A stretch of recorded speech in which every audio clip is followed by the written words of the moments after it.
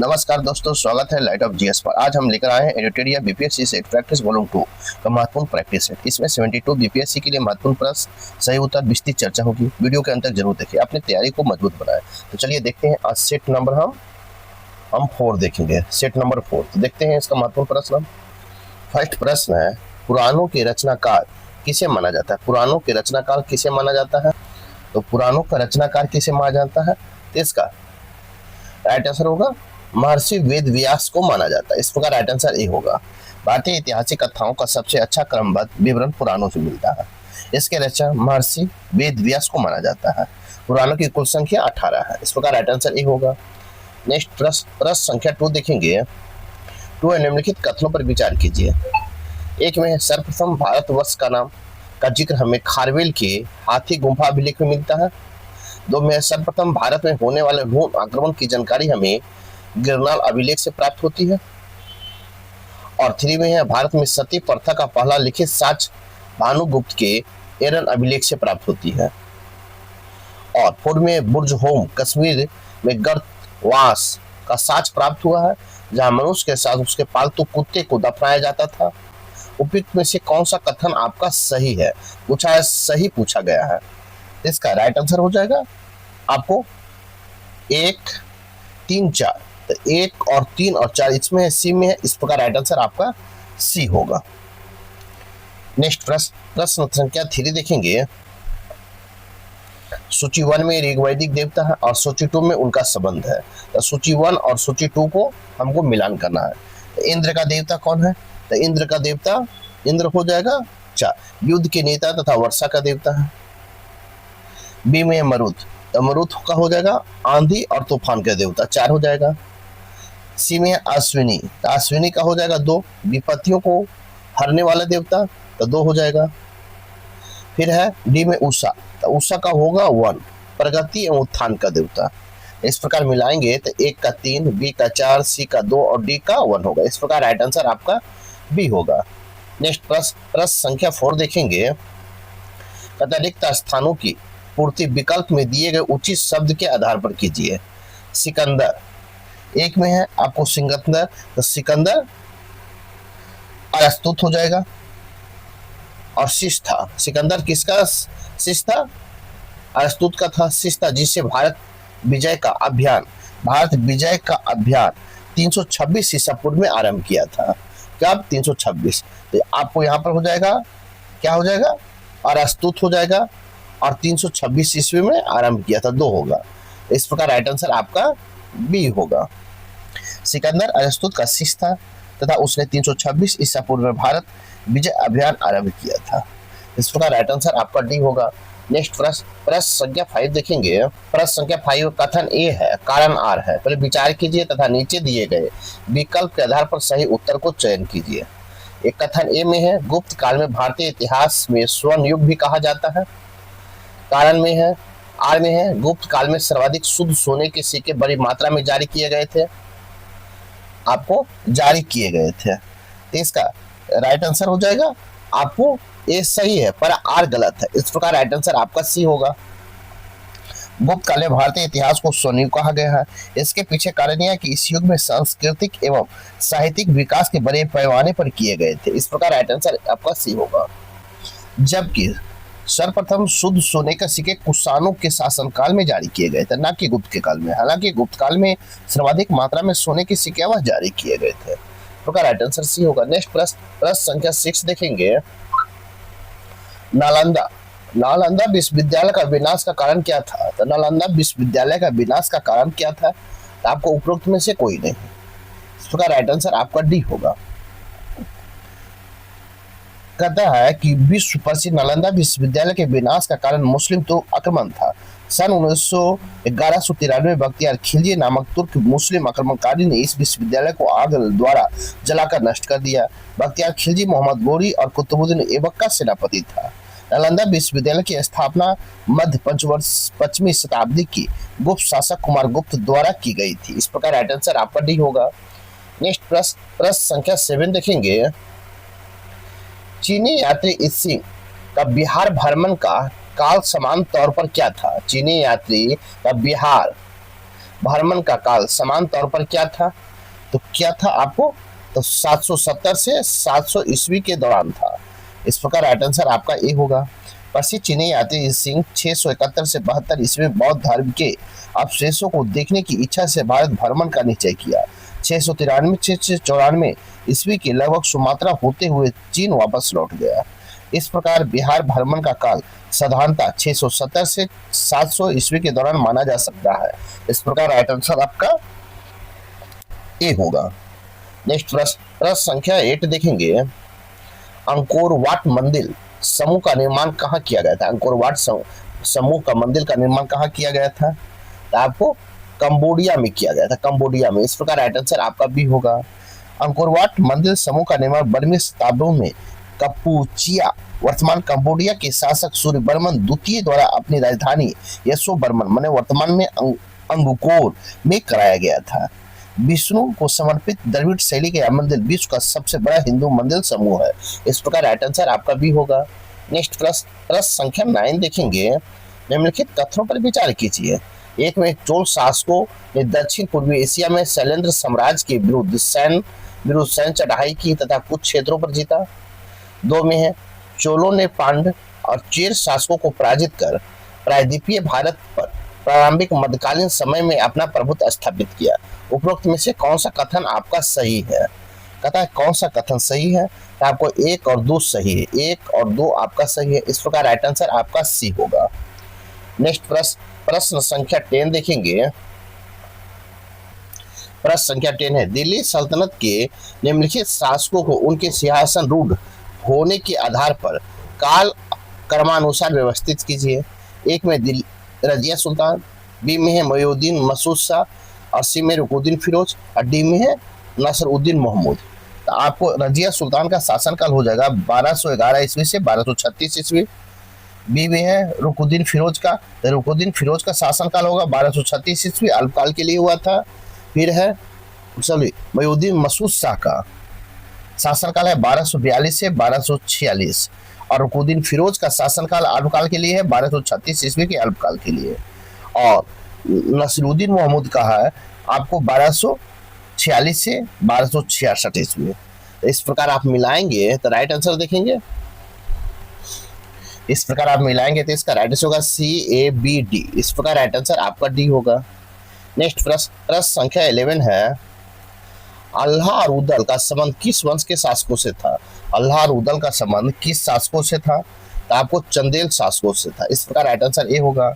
अल्लाह और उदल नामक सेनानायकों का संबंध चंदेल शासकों से था। इस प्रकार राइट आंसर आपका हो जाएगा ए हो जाएगा। नेक्स्ट प्रश्न संख्या 12 देखेंगे। निम्नलिखित कथनों पर विचार कीजिए। 1 में फिरोज शाह तुगलक ने आगरा नगर की स्थापना की। 2 में गुलरुखी उपनाम की कविताओं की रचना करने वाला सुल्तान मोहम्मद बिन तुगलक था। उपयुक्त में से कौन सा कथन सही है? कहता है कौन सा कथन सही है? ना तो 1 सही है और ना ही 2 सही है। इस प्रकार राइट आंसर आपका डी होगा। कहता आगरा नगर की स्थापना, आपको आगरा नगर की स्थापना 1204 ईस्वी में सिकंदर लोदी ने 1489 से 1517 ईस्वी के द्वारा किया गया। उसने आगरा को अपनी राजधानी बनाया। गुलरुखी उपनाम की कविताओं की रचना करने वाला सुल्तान भी सिकंदर लोदी ही था, ना कि मोहम्मद बिन तुगलक। इस प्रकार राइट आंसर आपका डी होगा। नेक्स्ट प्रश्न संख्या 13 देखेंगे। राग गोविंद की रचनाकार है। राग गोविंद की रचनाकार कौन है? तो आपको मीराबाई है। इस प्रकार राइट आंसर आपका बी होगा। आपको मीराबाई, इस प्रकार राइट आंसर बी होगा। नेक्स्ट प्रश्न संख्या 14 है। रिक्त स्थान की पूर्ति विकल्प में दिए गए उचित शब्द के आधार पर कीजिए। अकबर ने दीन इलाही वर्ष आरंभ किया था। दीन इलाही वर्ष आरंभ कब किए थे? तो इसका हो जाएगा 1582 ईस्वी में। इस प्रकार राइट आंसर आपका सी होगा। सन 1582 में मुगल सम्राट अकबर ने तौहीद इलाही या दीन इलाही की स्थापना किए थे। इस प्रकार राइट आंसर आपका सी होगा। नेक्स्ट प्रश्न संख्या 15 देखेंगे। निम्नलिखित में किसके शासन में हिजड़ों तथा महिलाओं के एक वर्ग का प्रभुत्व था? हिजड़ों और महिलाओं के एक वर्ग का प्रतिनिधित्व था। तो आपको मोहम्मद शाह का, जिनका शासनकाल 1719 से 48 था। इस प्रकार राइट आंसर ए होगा। मोहम्मद शाह 1719 से 48 में अपना अधिकतम समय पशु योद्धा को देखने में व्यतीत करता था। उसकी प्रशासन के प्रति उदासीनता तथा मदिरा और सुंदरी के प्रति रुचि के कारण उसे रंगीला भी कहा जाता है। इस प्रकार राइट आंसर ए होगा। नेक्स्ट प्रश्न संख्या 16 देखेंगे। ये है अभी कथन ए में है कि भारत सरकार द्वारा ब्रिटेन में भुगतान किए गए होम चार्जेस औपनिवेशिक आर्थिक विकास के एक प्रमुख घटक थे। कारण आर में होम चार्जेस में ब्रिटिश अधिकारियों को पेंशन, ब्रिटेन के लिए सार्वजनिक ऋण का ब्याज और इंडियन ऑफिस पर होने वाले खर्च शामिल था।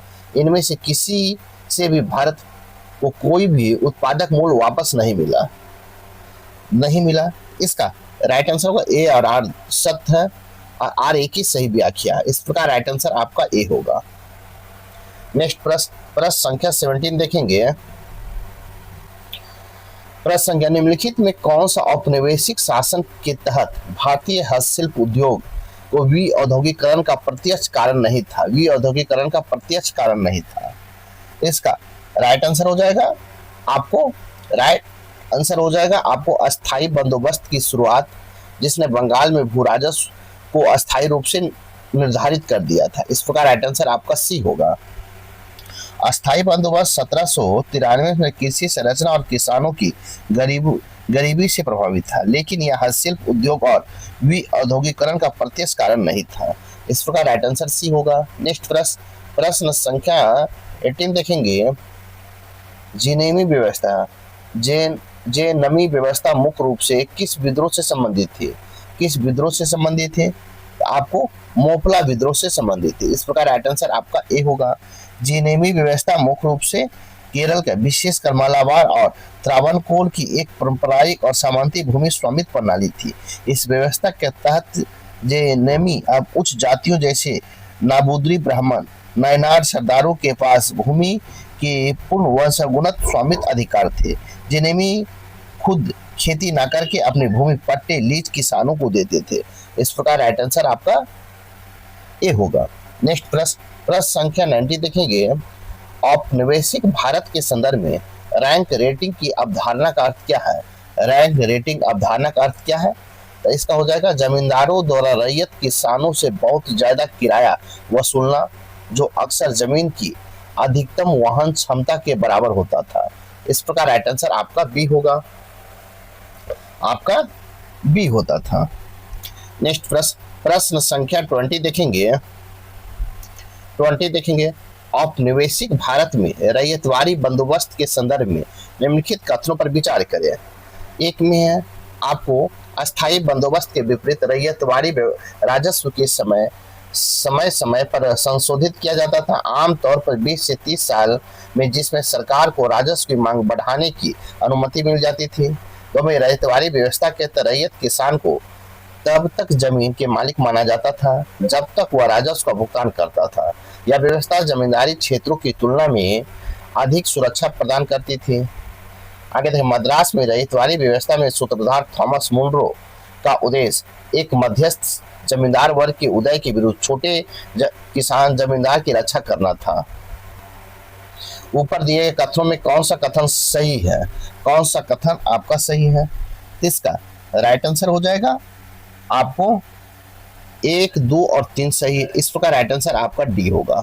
नेक्स्ट प्रश्न संख्या 21 देखेंगे। लॉर्ड डलहौजी की मशहूर टिप्पणी एक चेरी जो एक दिन हमारे मुंह में गिरेगी किस रियासत के बारे में कही गई थी? लॉर्ड डलहौजी की मशहूर टिप्पणी एक चेरी जो एक दिन हमारे मुंह में गिरेगी किस रियासत के बारे में कही गई थी? तो आपको कही गई थी अवध के बारे में। इस प्रकार राइट आंसर आपका ए होगा। वर्ष 1851 में गवर्नर जनरल लॉर्ड डलहौजी ने अवध राज को एक चेरी जो एक दिन हमारे मुंह में गिरेगी कहा था। 5 साल बाद 1856 ईस्वी में इस राज को औपचारिक रूप से ब्रिटिश साम्राज्य में मिला लिया गया। इस प्रकार राइट आंसर आपका ए होगा। नेक्स्ट प्रश्न संख्या 21 है।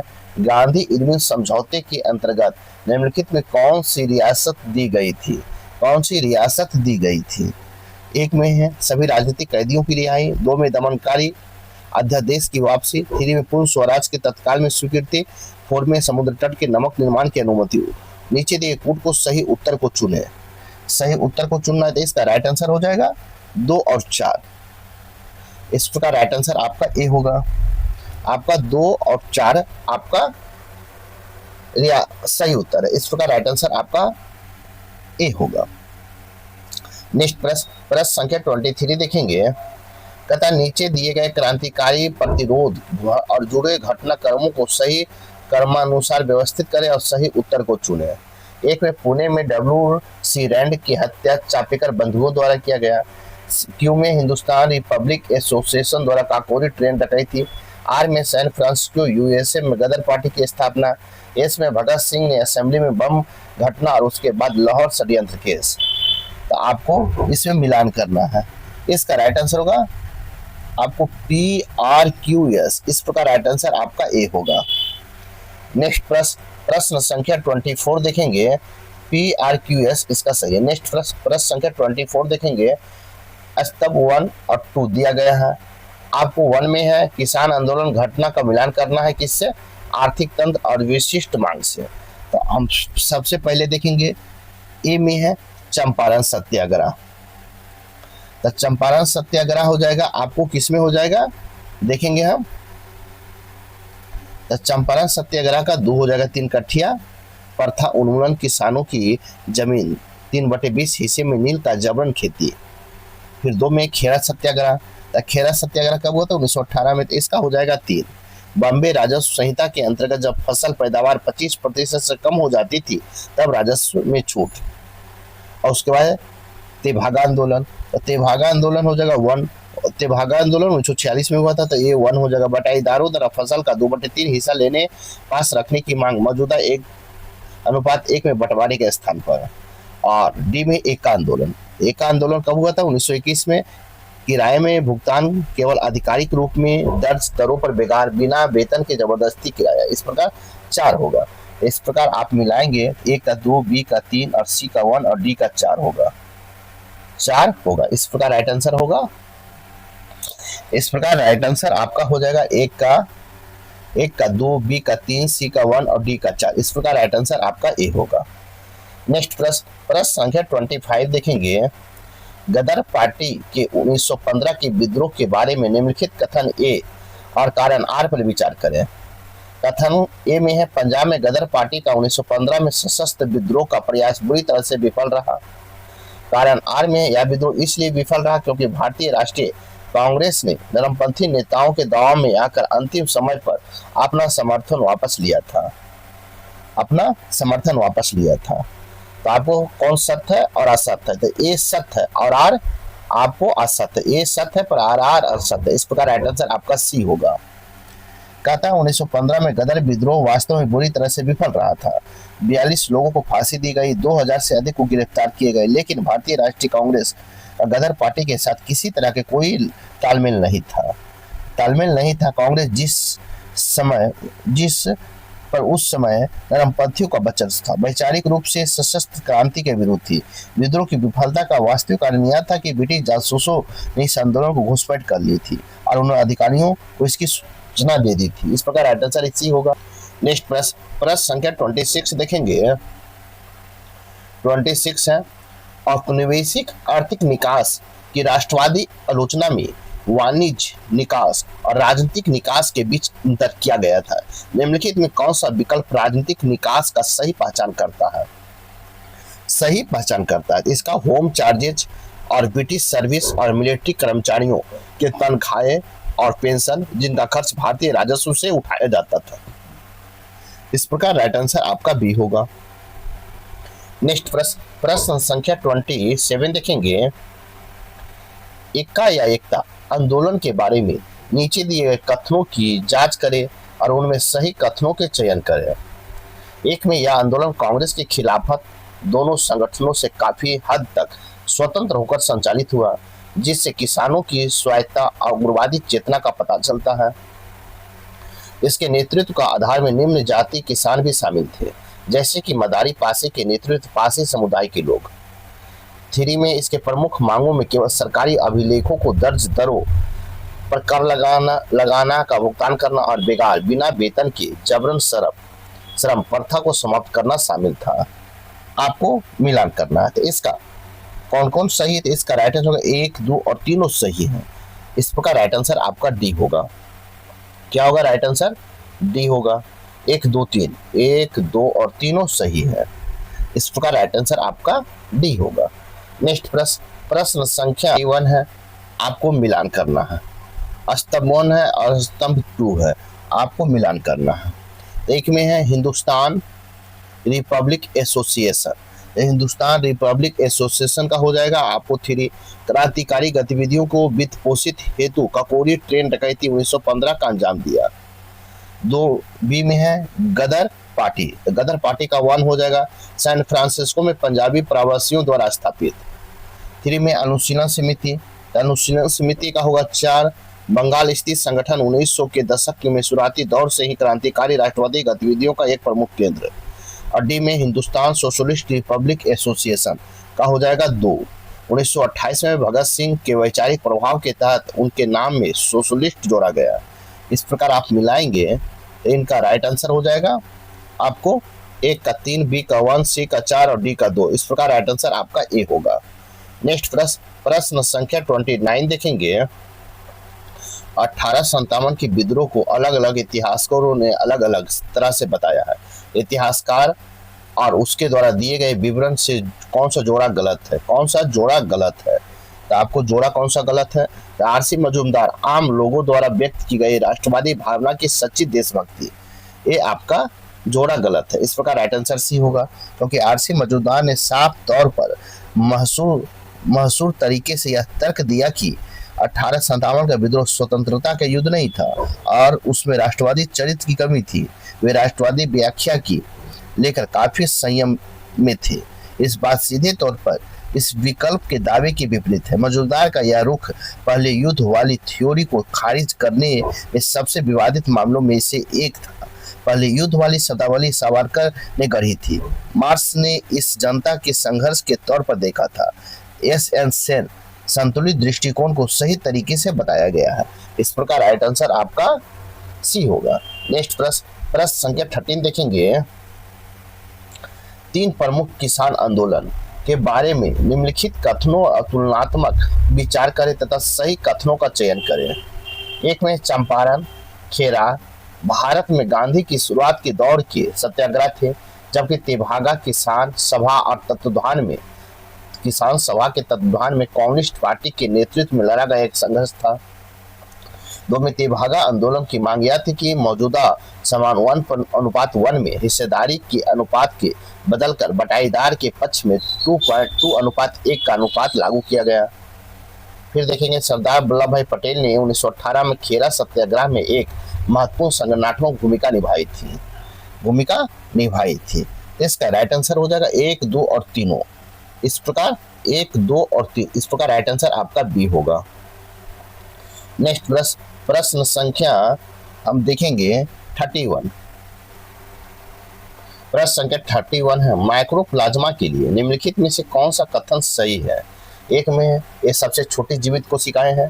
2 में इसमें पेप्टोग्लाइकन की बनी कोशिकाओं की भित्ति होती है। 3 में ये बहुरूपी होती हैं। 4 में ये उन एंटीबायोटिक दवाओं के प्रति प्रतिरोध होती हैं जो कोशिका भित्ति का संश्लेषण से लक्षित होते हैं। इसका राइट आंसर हो जाएगा 1, 3 और 4। क्या होगा? 1, 3 और 4। इस प्रकार राइट आंसर आपका सी होगा। नेक्स्ट प्रश्न 1, 3, 4, 1, 3 और 4 होगा। इस प्रकार राइट आंसर आपका सी होगा। नेक्स्ट प्रश्न संख्या 32 देखेंगे। सूची 1 में पाचक, एंजाइम और स्राव है। सूची 2 में स्रोत और अंग है। आपको इसमें मिलान करना है। तो मिलान करना है तो देखेंगे पेप्सिनोजेन का हो जाएगा आपको 3, पेट की मुख्य कोशिका है। फिर है इमाइलेज, तो इमाइलेज का 2 हो जाएगा, लाल ग्रंथि। 3 में ट्रिप्सोनेज, तो अग्रनाशय हो जाएगा। और डी में हाइड्रोक्लोरिक एसिड, 4 हो जाएगा, पेट की पैरिएटल ऑक्सीटेनिक कोशिकाएं। इस प्रकार मिलाएंगे तो आपका राइट आंसर हो जाएगा 1 का 3, बी का 2, सी का 1 और डी का 4। इस प्रकार राइट आंसर आपका ए होगा। नेक्स्ट प्रश्न संख्या 33 देखेंगे। रंध्रों के संबंध में निम्नलिखित कथनों पर विचार करें। 1 में स्टोमेटा केवल पौधे की पत्तियां में पाए जाते हैं। दो में पूरी तरह पानी में डूबे हुए जलीय पौधे हाइड्रोफाइटा में आमतौर पर स्टोमेटा नहीं होते हैं। तीन में पानी की कमी के दौरान गोल्ड सेल्स साइटोकाइनिन बनाते हैं जो पानी के नुकसान को कम करने के लिए स्टोमेटा को तेजी से बंद करने में मदद करते हैं। ऊपर दिए गए कौन से कथन आपका सही है? ऊपर दिए गए कौन सा कथन सही था? केवल दो कथन आपका सही है। इस प्रकार राइट आंसर आपका ए होगा। नेक्स्ट प्रश्न संख्या 34 देखेंगे। 34 है, इनमें से कौन सा विकल्प मानव शरीर के जोड़ों का सही वर्गीकरण करता है? जोड़ों का सही वर्गीकरण करता है तो कौन वर्गीकरण सही करता है? तो आपको कलाई की हड्डियां के बीच का जोड़ ग्लाइडिंग ज्वाइंट करता है। इस प्रकार राइट आंसर आपका भी होगा। नेक्स्ट प्रश्न संख्या 35 देखेंगे।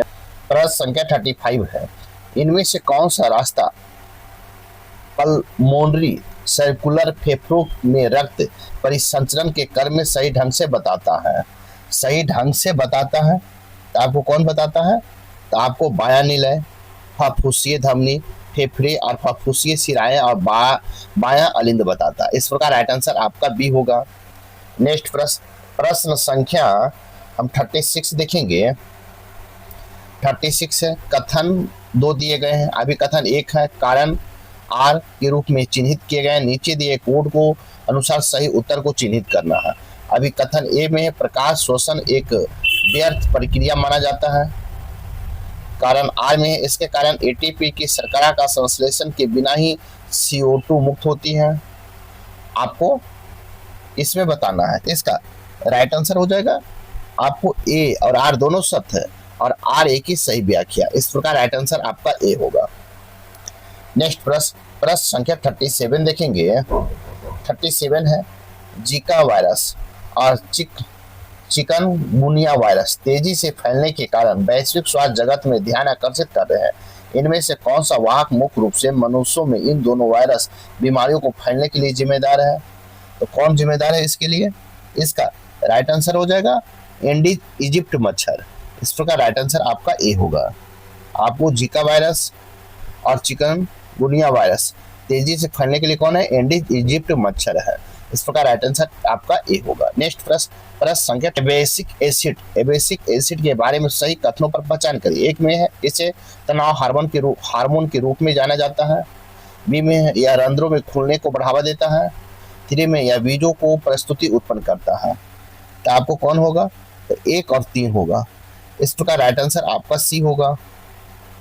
नेक्स्ट प्रश्न संख्या 39 देखेंगे। लिम्फ लसिका के बारे में दिए गए कथनों में कितने कथन गलत है? लिम्फ लसिका, 1 में यह रंगीन द्रव है। 2 में इसमें आरबीसी प्लेटलेट्स नहीं होते हैं। 3 में ऑक्सीजन का परिवहन नहीं करता है। 4 में यह आंत में अवशोषित वसा का परिवहन करता है। इसका राइट आंसर हो जाएगा कोई नहीं। इस प्रकार राइट आंसर आपका डी होगा। नेक्स्ट प्रश्न संख्या 13 है, मस्तिष्क के भाग का उसके कार्य का मिलान करें। मस्तिष्क के भाग और उसके कार्य का मिलान करें तो आपको मिलान करना है। 1 में हाइपोथैलेमस, तो हाइपोथैलेमस का 1 होगा ताप नियंत्रण भूख प्यास को। बी में मेडुला ऑब्लांगाट, इसका हो जाएगा 3 हो जाएगा हृदय संबंधी प्रतिवर्तियों को नियंत्रित करता है। सी में पॉन्स 2 हो जाएगा सेरिब्रम और सेरिबेलम के बीच संकेतों को पहुंचाना होता है। और डी में है सेरिबेलम, सेरिबेलम का 4 हो जाएगा ऐच्छिक गतियों का समन्वय करता है। इस प्रकार मिलाएंगे ए का 2, बी का 3, सी का 2 और डी का 4 होगा। इस प्रकार राइट आंसर आपका डी होगा। नेक्स्ट प्रश्न संख्या 41 देखेंगे। प्रश्न संख्या 41 है, एंटीबॉडी के प्रकार और उसकी विशेषता को मिलान करें। एंटीबॉडी और विशेषता है तो 1 में है आपको LGM, तो LGM का हो जाएगा 2, नए संक्रमण के दौरान सबसे पहले बनने वाले एंटीबॉडी। बी में है LGG, तो LGG का हो जाएगा 1, यह रक्त में सबसे अधिक पाया जाता है। 3 में है, सी में है LGE, तो LG का हो जाएगा आपको 3, एलर्जी वाले प्रतिक्रियाओं में सक्रिय होता है। डी में LGA, या लार आंसू जैसे स्रावों में उपस्थित होता है। इस प्रकार मिलाएंगे तो 1 का 2, बी का 1, सी का 3 और डी का 4 होगा। इस प्रकार राइट आंसर आपका ए होगा। नेक्स्ट प्रश्न संख्या 42 देखेंगे। 42 है, यहाँ 2 कथन दिए गए हैं। अभिकथन 1 और कारण आर को चिन्हित किया गया है। नीचे दिए कोड के अनुसार अपना उत्तर को चिन्हित करें। कथन 1 में है सिंपैथिक पत्रिका तंत्र एस शरीर को लड़ो और उड़ो स्थिति के लिए तैयार करता है। करण आर में यह हृदय गति को बढ़ाता है, पुतलियों को फैलाता है और पाचन क्रिया को धीमा कर देता है।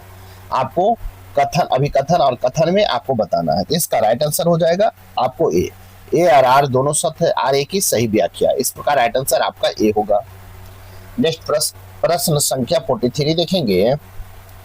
एक अल्फा कणों में होते हैं तो आपको होते हैं तो 2 प्रोटॉन और 2 न्यूट्रॉन होते हैं। इस प्रकार राइट आंसर आपका बी होगा। एक अल्फा कण में जिसे अक्सर अल्फा तथा He2+ को दर्शाया जाता है, एक मिश्रित उपपरमाणु कण है जो अल्फा क्षय नामक प्रक्रिया के दौरान रेडियोधर्मी नाभिकों में उत्सर्जित होता है। इस प्रकार राइट आंसर आपका बी होगा। नेक्स्ट प्रश्न संख्या 44 देखेंगे। प्रश्न संख्या 44 है बोर्ड के मॉडल के अनुसार निम्नलिखित में कौन सा कथन सही है। 1 में इलेक्ट्रॉन निश्चित गोलाकार कक्ष में घूमते हैं। 2 में प्रत्येक कक्ष में ऊर्जा निश्चित होता है। 3 में जब इलेक्ट्रॉन उच्च कक्षा में जाता है तो ऊर्जा उत्सर्जित होता है। कूट की सहायता से आपको चुनना है। इसका राइट आंसर हो जाएगा आपको 1 और 2 सही होगा। इस प्रकार राइट आंसर आपका ए होगा। नेक्स्ट 1 और 2 इस प्रकार राइट आंसर ए होगा। नेक्स्ट प्रश्न संख्या 45 है प्रकाश विद्युत प्रभाव के बारे में कौन सा कथन सही है। जब प्राप्त आवृत्ति के कारण किसी धातु की सतह पर पड़ता है तो उससे इलेक्ट्रॉन उत्सर्जित होता है। 2 में जब उत्सर्जित इलेक्ट्रॉनों की गतिज ऊर्जा प्रकाश की तीव्रता पर निर्भर करती है। 3 में प्रकाश के कण प्रकृति को प्रदर्शित करता है। 4 में है देहली आवृत्ति वह न्यूनतम आवृत्ति है जो इलेक्ट्रॉन उत्सर्जन के लिए आवश्यक होता है। कूट की सहायता से चुनना है। इसका राइट आंसर होगा 1, 3 और 4। इस प्रकार राइट आंसर आपका ए होगा। आपको 1, 3 और 4 होगा। 1, 3 और 4 इस प्रकार राइट आंसर आपका ए होगा। नेक्स्ट प्रश्न संख्या 46 देखेंगे। इन अभिक्रियाओं पर विचार कीजिए। इन अभिक्रियाओं पर विचार करना है तो आपको इनमें कौन उदासीकरण अभिक्रिया है जो पूछा गया है।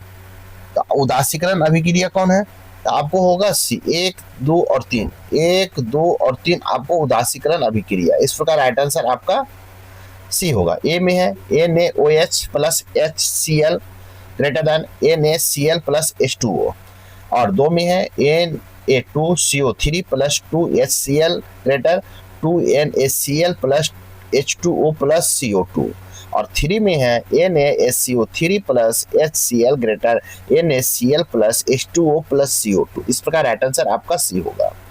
नेक्स्ट प्रश्न संख्या 47 देखेंगे। तथा 25 डिग्री सेंटीग्रेड पर 0.01 m NaOH का विलयन का POH क्या है। तो आपका क्या है इसका राइट आंसर हो जाएगा आपको 2 है। इस प्रकार राइट आंसर आपका बी होगा। नेक्स्ट प्रश्न संख्या 48 देखेंगे।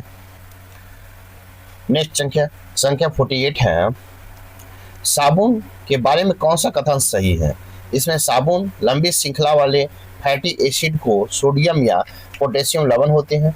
2 में यह मिसेल निर्माण द्वारा कार्य करते हैं। 3 में कठोर जल का प्रभावी होते हैं।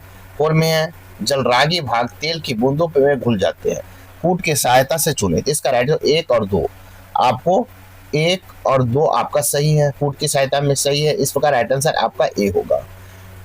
1 में है साबुन लंबी श्रृंखला वाले फैटी एसिड के सोडियम या पोटेशियम लवण होते हैं। 2 में ये मिसेल निर्माण द्वारा कार्य करते हैं। इस प्रकार राइट आंसर ए होगा। नेक्स्ट प्रश्न संख्या 49 देखेंगे। प्रश्न संख्या 49 है बहुलक पॉलीमर उसके व्यापारिक नाम और उपयोग के साथ मिलान करें। स्तंभ 1 और स्तंभ 2 को मिलान करना है। तो मिलान करना है तो आपको पॉलीटेट्राफ्लोरोएथिलीन तो इसका हो जाएगा आपको 2 टेफ्लॉन। 2 में पॉलीमिथाइल मेथैक्रिलेट इसका हो जाएगा 3 पेलिक्सी ग्लास और आर में यूरिया फॉर्मोल्डिहाइड रेजिन तो इसका हो जाएगा 4 आपको चिपकने वाले पदार्थ के लिए थर्मोस्टेटिक प्लास्टिक और एस में बुना तो बुना का हो जाएगा 1 आपको संश्लेषित रबर। इस प्रकार मिलाएंगे P का 2, Q का 3, R का 4, S का 1। इस प्रकार राइट आंसर आपका ए होगा। नेक्स्ट प्रश्न संख्या 15 देखेंगे।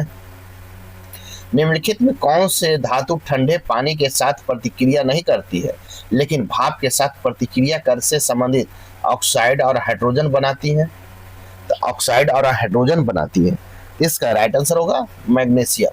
इस प्रकार राइट आंसर आपका बी होगा।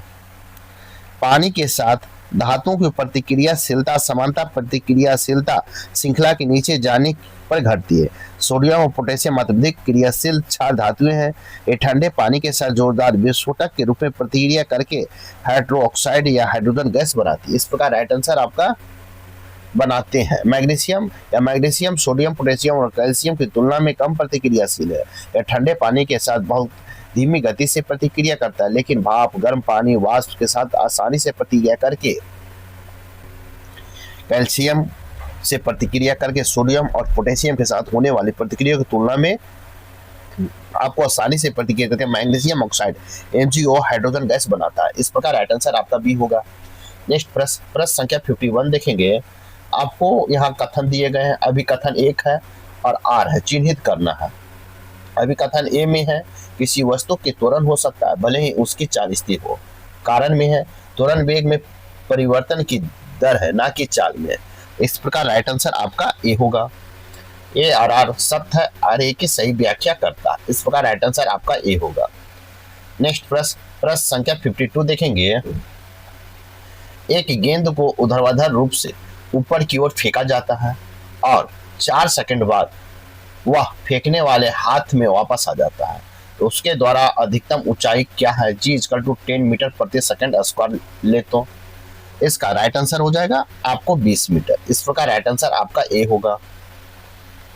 नेक्स्ट प्रश्न संख्या 53 है।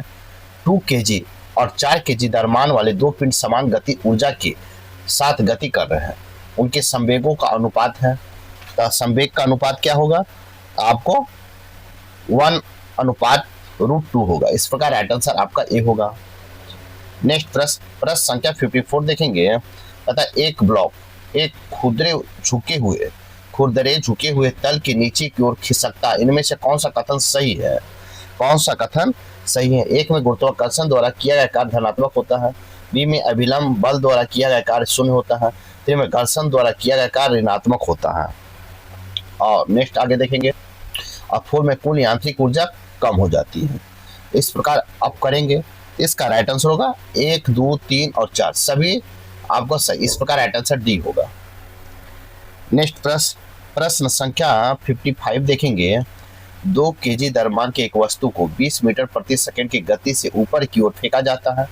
उच्चतम बिंदु तक पहुंचने के दौरान गुरुत्वाकर्षण द्वारा किया गया कार्य G = 10 मीटर प्रति सेकंड स्क्वायर है, तो कितना होगा? इसका राइट आंसर हो जाएगा आपको ए -400 जूल होगा। इस प्रकार राइट आंसर आपका ए होगा। नेक्स्ट प्रश्न संख्या 56 है।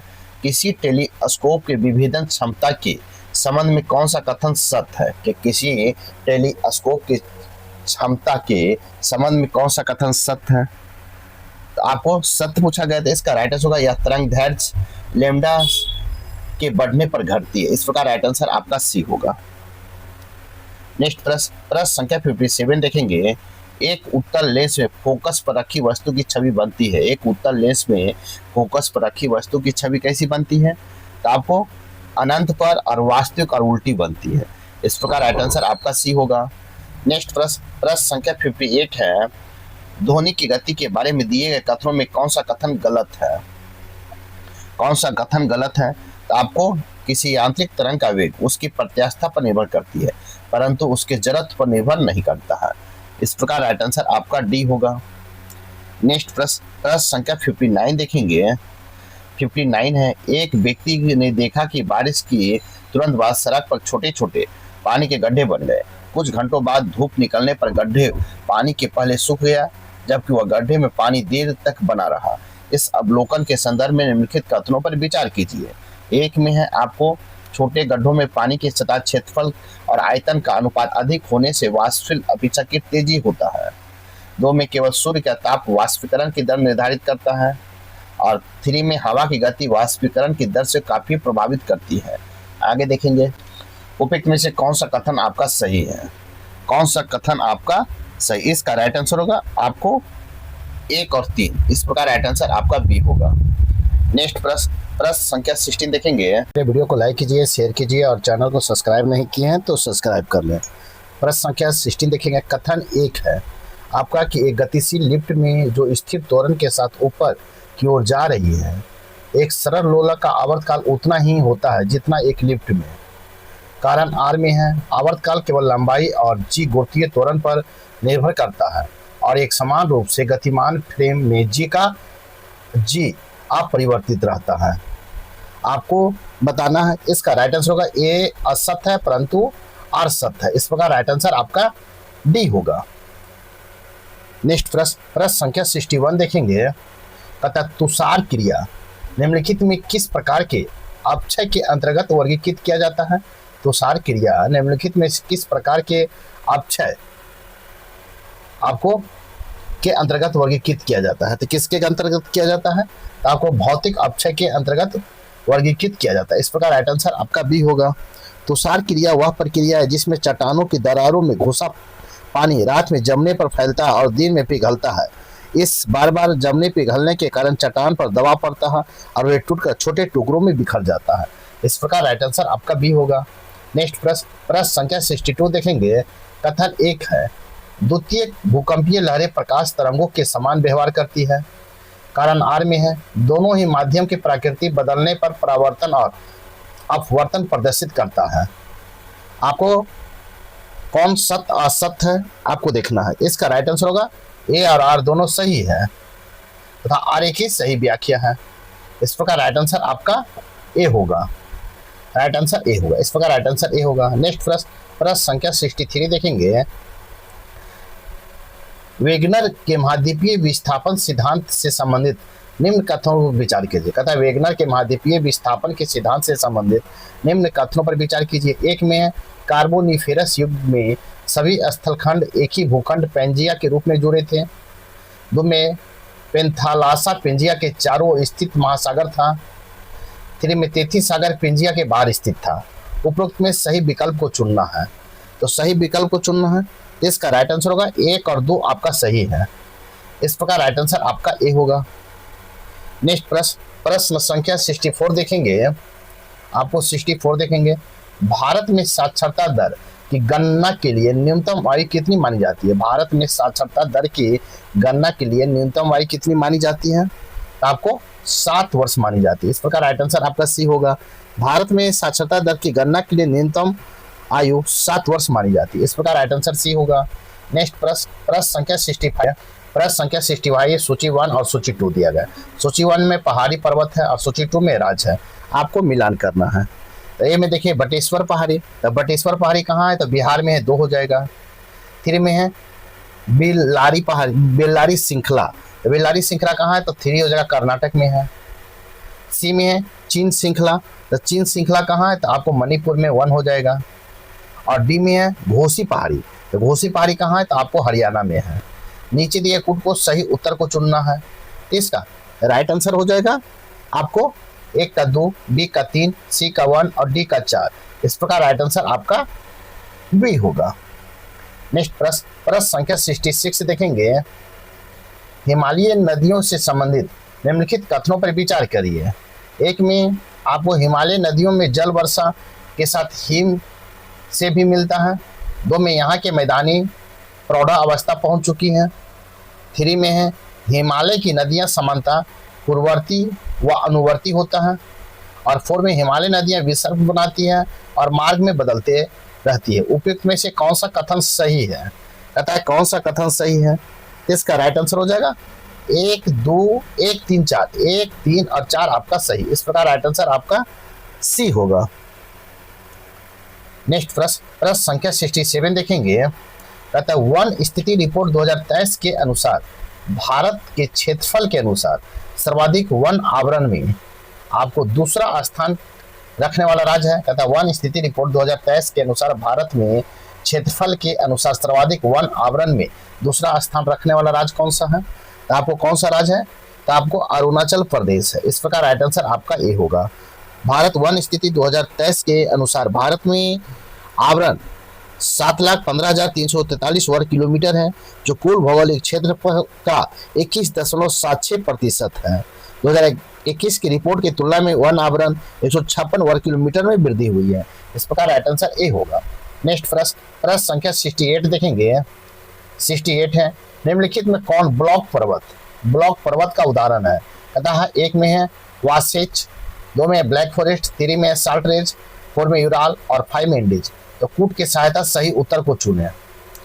इसका राइट आंसर होगा 1, 2 और 3 सही है। इस प्रकार राइट आंसर आपका ए होगा। 1, 2 और 3 आपका सही है। इस प्रकार राइट आंसर ए होगा। नेक्स्ट प्रश्न संख्या 69 देखेंगे। एक व्यक्ति जो जर्मनी से पोलैंड जाना चाहता है, वो निम्न में से किस अंतरराष्ट्रीय रेखा को पार करेगा? कहता है एक व्यक्ति जर्मनी से पोलैंड जाना चाहता है, वो निम्न में से किस अंतरराष्ट्रीय तिथि रेखा को पार करेगा?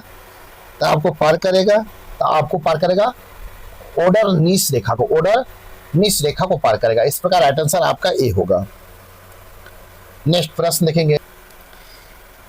यह रेखा सर्वप्रथम विश्व युद्ध के समय यह सीमा रेखा जर्मनी और पोलैंड के मध्य निर्धारित की गई थी। इस प्रकार राइट आंसर आपका ए होगा। नेक्स्ट प्रश्न संख्या 17 देखेंगे। प्रश्न संख्या 17, निम्नलिखित में से कौन सा हिंद महासागर का गर्म जलधारा है? तो आपको अग्लोहास जलधारा जो है गर्म जलधारा। इस प्रकार राइट आंसर आपका सी होगा। नेक्स्ट प्रश्न संख्या 71 देखेंगे। प्रश्न संख्या 71 है, भारत के सर्वोच्च न्यायालय द्वारा अनिवार्य वर्तमान दिशा निर्देश के अनुसार मतगणना के दौरान वीवीपैट पर्चियों को ठीक ठाक कितना अनुपात में ईवीएम की गणना से अनिवार्य रूप से मिलाया जाना चाहिए? तो मिलाना जाना चाहिए। तो आपको प्रत्येक विधानसभा निर्वाचन क्षेत्र या खंड में ठीक 5 ऐच्छिक रूप से चयनित मतदान केंद्र को। इस प्रकार राइट आंसर आपका सी होगा। शुरुआत में भारत चुनाव आयोग ईसीआई के निर्देशों के तहत हर विधानसभा क्षेत्र या विधानसभा सेगमेंट में सिर्फ एक इलेक्ट्रॉनिक वोटिंग मशीन जो उसकी voter verified paper audit roll paper slip के साथ फिजिकल वेरिफिकेशन भौतिक जांच की जाती थी। इस प्रकार राइट आंसर सी होगा। नेक्स्ट प्रश्न संख्या 72 देखेंगे। कहता है संविधान के अनुच्छेद 348 के अंतर्गत भारत के उच्चतम न्यायालय के समस्त कार्यवाही के लिए निम्नलिखित में से कौन सी भाषा संवैधानिक रूप से अनिवार्य है? कौन सी भाषा संवैधानिक रूप से अनिवार्य है? तो केवल अंग्रेजी, जब तक कि संसद विधि द्वारा अन्यथा उपबंध ना करे। इस प्रकार राइट आंसर आपका सी होगा।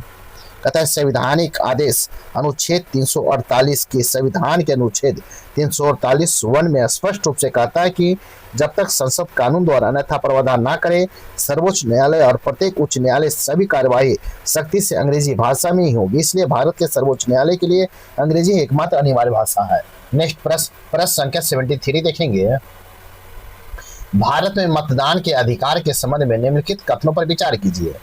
आपको एक में है, यह अनुच्छेद 19 के 1(1) के तहत अभिव्यक्ति के रूप में गारंटी युक्त मौलिक अधिकार है। 2 में अनुच्छेद 326 में व्युत्पन्न एक संवैधानिक अधिकार है जो व्यक्ति मताधिकार के आधार पर लोकसभा और राज्य विधानसभा में चुनाव का प्रावधान करता है। उपयुक्त में से कौन सा कथन आपका सही है? इसका राइट आंसर केवल 2, आपका 2 सही है। इस प्रकार राइट आंसर बी होगा। 2 में यह अनुच्छेद 326 में व्युत्पन्न एक संवैधानिक अधिकार है जो व्यक्ति मताधिकार के आधार पर लोकसभा और राज्यसभा विधानसभाओं के चुनावों का प्रावधान करता है। इस प्रकार राइट आंसर आपका बी होगा। नेक्स्ट प्रश्न संख्या 74 देखेंगे। प्रश्न संख्या 74 है, भारत की संविधान सभा के कामकाज के संबंध में निम्नलिखित में कथनों पर विचार कीजिए। भारत की संविधान सभा के कामकाज के संबंध में निम्नलिखित कथनों पर विचार कीजिए। एक में है, जब भी संविधान सभा एक संप्रभु विधायी निकाय के रूप में समान कानून बनाने के लिए मिलती थी तो उस सत्र की अध्यक्षता डॉक्टर राजेंद्र प्रसाद करते थे। 2 में है, संविधान सभा ने 22 जुलाई 1947 को राष्ट्रीय ध्वज को अपनाया। ऊपर दिए गए कथनों में से कौन सा कथन आपका सही है? तथा कौन सा कथन सही है? तो इसका राइट आंसर केवल 2। इस प्रकार राइट आंसर बी होगा। संविधान सभा ने 22 जुलाई 1947 को राष्ट्रीय ध्वज अपनाया, ये आपका सही। इस प्रकार राइट आंसर आपका बी होगा। नेक्स्ट प्रश्न संख्या 75 देखेंगे। प्रश्न संख्या 75 है, संविधान सभा के निम्नलिखित प्रमुख समितियों में से किसकी अध्यक्षता सरदार वल्लभ भाई पटेल ने की थी? किसकी प्रमुख समितियों में से किसकी अध्यक्षता सरदार वल्लभ भाई पटेल ने की थी? तो किसका किया था? तो प्रांतीय संविधान समिति की अध्यक्षता सरदार वल्लभ भाई पटेल ने किया था। इस प्रकार राइट आंसर आपका बी होगा। नेक्स्ट प्रश्न संख्या 76 देखेंगे, भारत के संविधान के संदर्भ में निम्नलिखित में से कौन सा प्रस्तावना का सर्वाधिक सटीक विधिक विवरण है? प्रस्तावना का सटीक और विधिक विश्लेषण है। तो आपको यह संविधान का एक हिस्सा है, लेकिन अन्य हिस्सों से स्वतंत्र रूप से इसका कोई कानूनी प्रभाव नहीं है, और यह एक संवैधानिक पर कोई प्रतिबंध नहीं लगाता। इस प्रकार राइट आंसर आपका सी होगा। अतः यह संविधान का एक हिस्सा है, लेकिन अन्य हिस्सों से स्वतंत्र रूप से इसका कोई कानूनी प्रभाव नहीं है, और यह विधायिका पर कोई प्रतिबंध नहीं लगाता। इस प्रकार राइट आंसर आपका सी होगा। नेक्स्ट प्रश्न संख्या 77 देखेंगे, 91 संविधान संशोधन अधिनियम के प्रावधानों के तहत एक ऐसे छोटे भारतीय राज्य पर विचार करें जिसकी विधानसभा की सीटें ठीक 40 सदस्य हैं। राज्य की मंत्रिपरिषद में मुख्यमंत्री सहित मंत्रियों की न्यूनतम संख्या कितनी होनी चाहिए? जो संवैधानिक रूप से अनिवार्य है, तो 12 होना चाहिए। इस प्रकार राइट आंसर आपका सी होगा। कतर 15% के ऊपर का सीमा नियम 2003 91 संविधान संशोधन अधिनियम के अनुच्छेद 164(1) में लागू किया है, जिसका उद्देश्य मंत्रिपरिषद के आकार को सीमित करना था और मकसद विशालकाय मंत्रिमंडल को रोकना और सरकारी खजानों पर पड़ने वाले अनावश्यक बोझ को कम करना। किसी भी राज्य के मंत्रियों की कुल संख्या मुख्यमंत्री सहित उस राज्य की विधानसभा की कुल सदस्य संख्या 15% से अधिक नहीं हो सकती है। इस प्रकार राइट आंसर आपका सी होगा। नेक्स्ट प्रश्न संख्या 78 देखेंगे। प्रश्न संख्या 78 है, सामुदायिक विकास कार्यक्रम 1952 भारत की पहली व्यापक ग्रामीण विकास पहल के रूप में शुरू किया गया था। इसका प्रशासनिक ढांचा और दर्शन इनमें से किस शुरुआती पायलट प्रोजेक्ट की सफलता से सीधे तौर पर प्रेरित था? तो सीधे तौर पर प्रेरित था, इटावा पायलट प्रोजेक्ट से प्रेरित था। इस प्रकार राइट आंसर आपका डी होगा। उत्तर प्रदेश ने 1948 में America town planner Albert Mayer द्वारा शुरू किए गए इटावा पायलट प्रोजेक्ट कृषि और सामाजिक विकास को आगे बढ़ाने के लिए गांव स्तर के कार्यकर्ताओं को सफलतापूर्वक इस्तेमाल किया। यह खास मॉडल देशव्यापी सामुदायिक विकास कार्यक्रम के लिए सीधे तौर पर एक ब्लूप्रिंट आधार योजना बना। इस प्रकार राइट आंसर डी होगा। नेक्स्ट प्रश्न संख्या 79 देखेंगे। लोकसभा अपना 5 वर्ष का कार्यकाल पूरा करती है और आम चुनाव से पहले राष्ट्रपति द्वारा औपचारिक रूप से भंग कर दी जाती है। मौजूदा मंत्रिपरिषद की तत्काल संवैधानिक स्थिति क्या होती है? वे तब तक अपने पद पर बने रहेंगे और राष्ट्रपति की सलाह लेते रहेंगे जब तक कि कोई मंत्रिपरिषद गठन नहीं हो जाता है। इस प्रकार राइट आंसर आपका सी होगा। नेक्स्ट प्रश्न संख्या 18 देखेंगे। प्रश्न संख्या 18 निम्नलिखित में से किस अत्यंत शक्तिशाली कैबिनेट समिति की अध्यक्षता भारत के प्रधानमंत्री द्वारा नहीं की जाती है? कहता निम्नलिखित में किस अत्यंत शक्तिशाली कैबिनेट समिति की अध्यक्षता भारत के प्रधानमंत्री द्वारा नहीं की जाती है? तो कौन सा नहीं किया जाता है? तो आपको संसदीय मामलों की कैबिनेट समिति की बैठक की अध्यक्षता नहीं किया जाता है। इस प्रकार राइट आंसर आपका डी होगा। प्रधानमंत्री का कार्यक्षेत्र कैबिनेट समितियों कैबिनेट के भारी काम बोझ कम करने के लिए भारत सरकार कार्य संचालन नियम बनाए गए गैर संवैधानिक व्यवस्था है। संसदीय मामलों में कैबिनेट समिति जो संसद के सरकारी कामकाज के प्रगति पर नजर रखती है, विधायिक कार्यों समीक्षा करती है और संसदीय सत्रों की तारीख तय करती है और अध्यक्षता पारंपरिक रूप से गृह मंत्री करते हैं। इस प्रकार राइट आंसर डी होगा। नेक्स्ट प्रश्न संख्या 81 देखेंगे। कहता है यदि नाममात्र की जीडीपी वास्तविक जीडीपी से तेजी से बढ़ता है तो इसका अर्थ क्या है? इसका राइट आंसर होगा बढ़ते मूल स्तर में मुद्रास्फीति है। इस प्रकार राइट आंसर आपका बी होगा। नेक्स्ट प्रश्न संख्या 82 देखेंगे। न्यूनतम आवश्यकता कार्यक्रम MNP किस पंचवर्षीय योजना द्वारा शुरू किया गया था? न्यूनतम आवश्यक कार्यक्रम MNP किस पंचवर्षीय योजना के दौरान शुरू किया गया था? तो शुरू किया गया था आपको 5वीं पंचवर्षीय योजना के दौरान। इस प्रकार राइट आंसर आपका सी होगा। क्या होगा? सी होगा। न्यूनतम आवश्यक कार्यक्रम MNP 5वीं पंचवर्षीय योजना यानी 1974 से 1979 के दौरान शुरू किया गया था। इस प्रकार राइट आंसर आपका सी होगा। नेक्स्ट प्रश्न प्रश्न संख्या 83 देखेंगे तथा अल्प रोजगार के बारे में निम्नलिखित कथनों पर विचार करें। एक में यह तब होता है जब कोई व्यक्ति अपनी वर्तमान नौकरी के लिए अत्यधिक योग्य होता है। दो में यह तब होता है जब कोई व्यक्ति अपनी इच्छा से कम घंटे काम करता है। तीसरी में यह काम या भारत में औपचारिक रूप से एक प्रमुख मुद्दा है। उपयुक्त में से कौन सा कथन सही है? कहता है कौन सा कथन सही है? इसका राइट आंसर हो जाएगा आपको 1, 2 और 3 आपका सही है। 1, 2 और 3 तीनों सही है। इस प्रकार राइट आंसर आपका डी होगा। नेक्स्ट प्रश्न संख्या 84 देखेंगे। कहता है वैधानिक तरलता अनुपात SLR के संबंध में निम्नलिखित तथ्यों पर विचार कीजिए। एक में बैंक को SLR सिर्फ नकद के रूप में RBI के पास रखना जरूरी है। दो में SLR सोना, नकद और सरकार द्वारा मंजूर की गई प्रतिभूतियों के रूप में रखा जा सकता है। तीसरे में SLR बढ़ने पर कॉमर्शियल लोन देने के लिए बैंकों के पास उपलब्ध फंड कम हो जाता है। ऊपर दिए गए कथनों में से कौन सा कथन तथा कौन से कथन सही है? कौन सा कथन सही है? इसका राइट आंसर हो जाएगा आपको 2 और 3 सही है। 2 कौन है? 2 और 3 आपका सही है। इस प्रकार राइट आंसर आपका बी होगा। नेक्स्ट प्रश्न संख्या 85 देखेंगे। कहता है सिटी इकोनॉमिक रीजन्स CER के संबंध में निम्नलिखित में से कौन सा कथन सही है? कहता है निम्नलिखित में से कौन सा कथन सही है? एक में इसका उद्देश्य टियर 2 और टियर 3 शहरों के विकास केंद्र ग्रोथ हब के रूप में विकसित करना। फिर में 5 वर्ष की अवधि में CER 5000 करोड़ के आवंटन की घोषणा की गई है।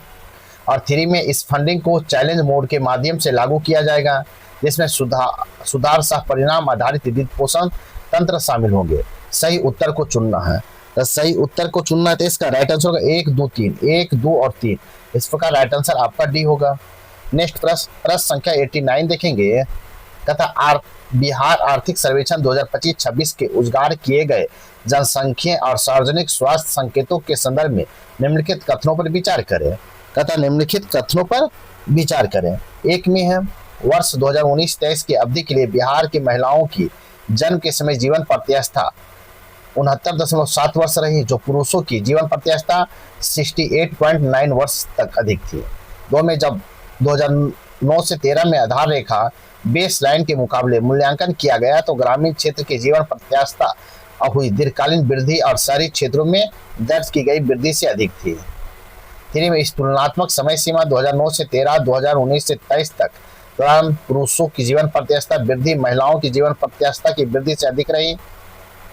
4 में है बाल स्वास्थ्य देखभाल सेवाओं में हुई मजबूत वृद्धि को दर्शाते हुए बिहार शिशु मृत्यु दर IMR वर्ष 2017 से 2023 के बीच 13 अंकों की गिरावट के साथ 23 स्थान पर पहुंच चुकी है। आपको देखना है सत कथन का चुनना है। तो सत कथन हम चुनेंगे।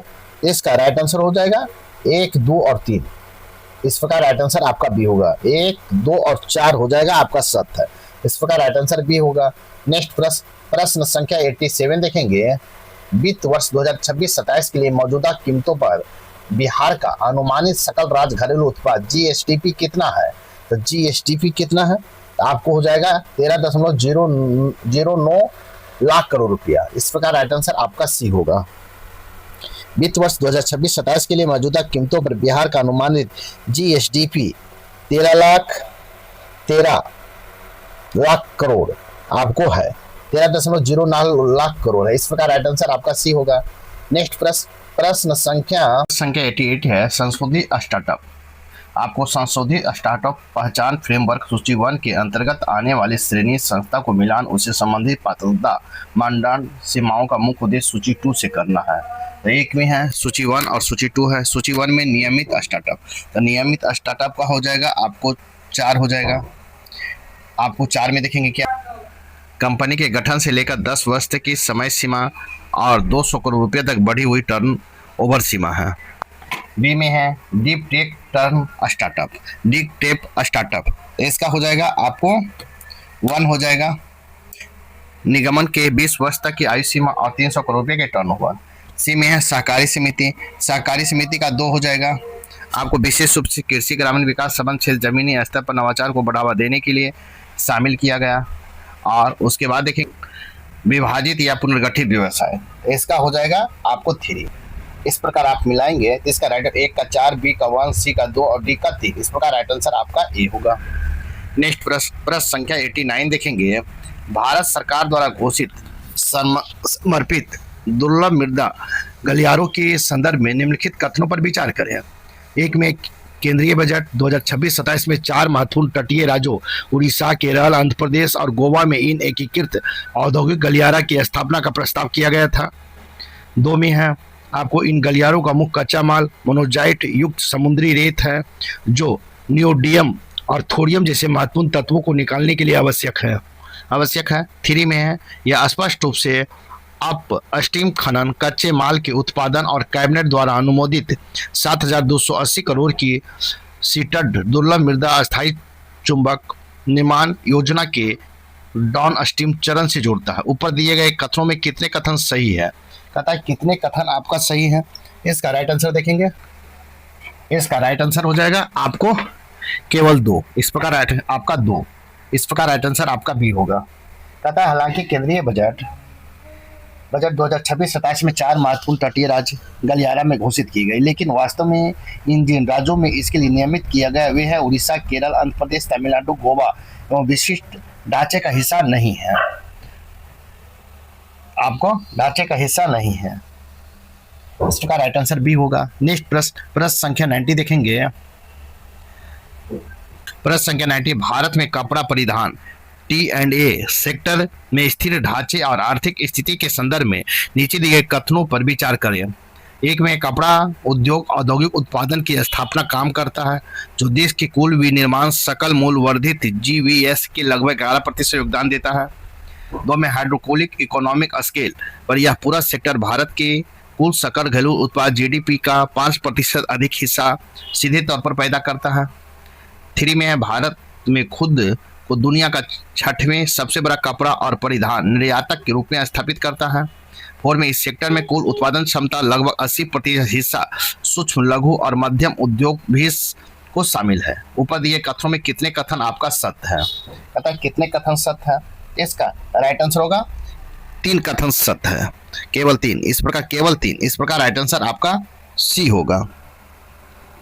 आपका केवल सी होगा।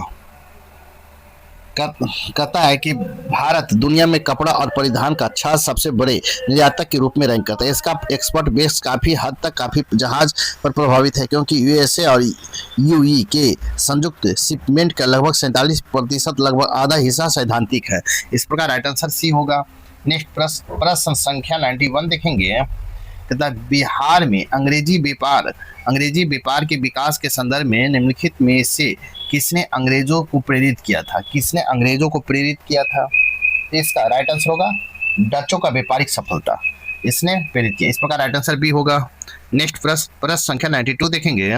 प्रश्न संख्या 92 निम्नलिखित नवाबों और उसके शासनकाल के अनुसार सही काल अनुक्रम को व्यवस्थित कीजिए। 1 में है निजामुद्दौला, 2 में सिराजुद्दौला, 3 में शुजाउद्दीन और 4 में है मीर कासिम। फूट की सहायता से सही उत्तर को चुनना है। तो देखेंगे आपको 1 में है नजम उद्दौला। तो नजम उद्दौला का शासनकाल क्या हो जाएगा आपको? तो इनका हो जाएगा 1765 से 66 होगा। फिर है 2 में सिराजुद्दौला। तो सिराजुद्दौला को हम देखेंगे कब है? 1756 से लेके आपको 57 है। आपको 57 है। फिर 3 में है शुजाउद्दीन। तो शुजाउद्दीन का है 1727 से आपको 39 है। और मीर कासिम का शासनकाल हम देखेंगे तो मीर कासिम का शासनकाल है 1760 से 63 है। तो इस प्रकार मिलाएंगे तो इसका राइट आंसर होगा 3, 2, 4, 1 होगा। इस प्रकार राइट आंसर आपका ए होगा। नेक्स्ट प्रश्न संख्या 93 देखेंगे। बिहार में यूरोपीय व्यापारिक कंपनियों की गतिविधियों के संदर्भ में निम्नलिखित कथनों पर विचार कीजिए। फर्स्ट है डेनिश कंपनी ने 18वीं शताब्दी के उत्तरार्ध में पटना सिटी में अपनी फैक्ट्री स्थापित की। तो में है अंग्रेजों ने बिहार में व्यापारिक केंद्र स्थापित करने में वास्तविक सफलता 1661 ईस्वी में मिली। थ्री में पटना के प्रथम व्यवस्थित व्यापारिक कोठी की स्थापना डचों ने की थी। उपयुक्त में से कौन सा कथन आपका सही है? कहता है कौन सा कथन सही है? इसका राइट आंसर होगा 1 और 3। 1 और 3 आपका सही, इस प्रकार राइट आंसर आपका सी होगा। नेक्स्ट प्रश्न संख्या 94 देखेंगे। निम्नलिखित कथनों पर विचार कीजिए।